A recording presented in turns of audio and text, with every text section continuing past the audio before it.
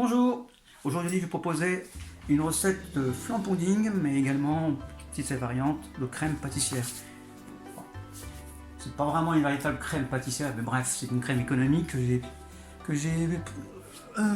me suis inspiré d'une encyclopédie de cuisine que j'ai, qui donnait une petite fleur économique. En fait, tout ce qui va jouer sur la proportion va transformer une simple crème plutôt liquide, fluide, à un flan pudding bien pâteux, c'est la proportion en fait de farine de maïs, voilà, tout simplement. Bon, mais les préparations de flan pudding, c'est quoi? La farine de maïs, donc vous voyez ici la marque, c'est moi que j'ai mis pour me rappeler, je ne sais même pas que c'est cette marque là qui est dedans. Bref, de la farine de maïs, tout simplement, la simple farine de maïs, qu'ils mettent, ensuite peut-être rajouter du sucre, c'est sûr, alors un gros vanillé, ou ce qu'ils veulent, et puis de la poudre à pain, peut-être de la poudre d'œuf, mais je ne pense pas. Bref, voilà en fait les constituants de base d'un flan pudding que vous pouvez trouver. Voilà. Je vais vous montrer comment on peut le faire. Alors, je pars de base d'à peu près d'un demi-litre de lait. J'ai dit à peu près parce que ce bol fait à peu près entre 400 et 450 ml. Hop. Je vais essayer de vous là. Bon, alors dans la recette, on parlait qu'on pouvait faire des jaunes d'œufs et ensuite des jaunes d'œufs séparer du blanc et monter le blanc en neige, mais je vois pas du tout l'utilité. Je peux juste dire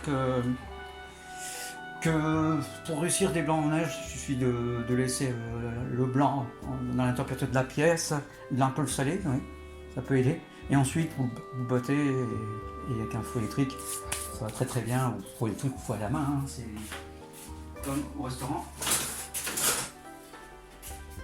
Et ça fait très bien le job, le très bien de café. Voilà. C'est assez important quand même. Un fouet. D'ailleurs, j'ai travaillé ici qu'à la main parce que je vais pas faire de blanc en neige. On fera complet.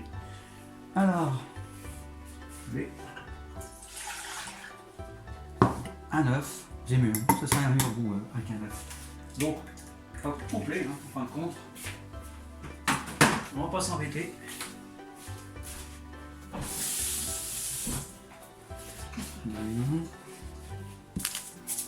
On s'en pas mettre de l'eau en neige. Sucre. Alors c'est pour le goût. Après du sucre brun. Alors ça dépend hein, si on est en nord de la France ou en autre partie ou en Belgique. Le sucre brun, la vergeoise, c'est soit sucre betterave, soit c'est du sucre de canne. On s'en fiche. Là je crois que c'est du sucre de canne. C'est vraiment du sucre de canne. Le pouvoir des sucrants est un peu plus important. Je prends ça parce que s'en fiche, on peut n'importe quel sucre, même des sucres en morceaux. Et vous goûterez ce qui est bon. Et là, je l'ai. Je vais mettre ici pour pas saler en.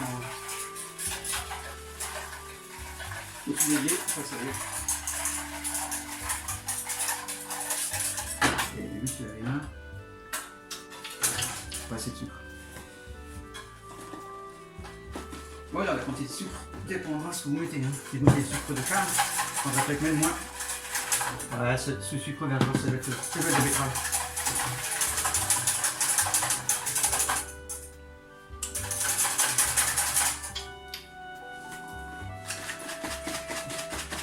C'est pas du sucre de canne.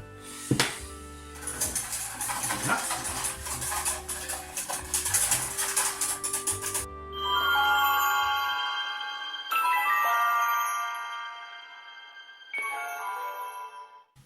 N'oubliez pas, c'est avant que ça, parce que le fait de bouillir va redétruire ce que vous avez fait.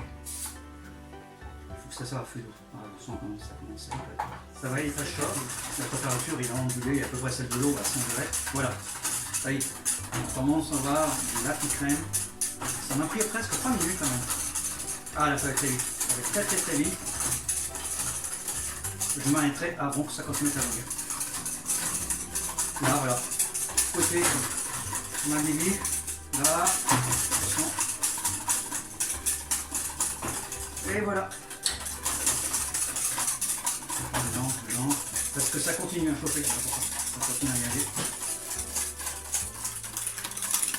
Alors, il y en a une que je vais rester pour le transformer en crème, ça va être le petit.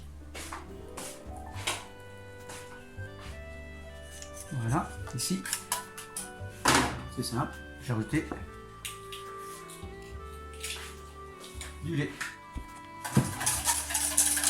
Je vais mélanger tous les trois. Alors, ok, il y a une manière de le faire, hein. Si on voulait faire des léopards en champignons, c'est ma manière. Ça le petit. Bon, je peux m'amuser à en mettre sur les flancs. Enfin, on s'amuse à faire un caramel. Vous remarquez qu'un caramel, si vous mettez du caramel brûlant dessus, ça va le détruire et il va se placer en dessous.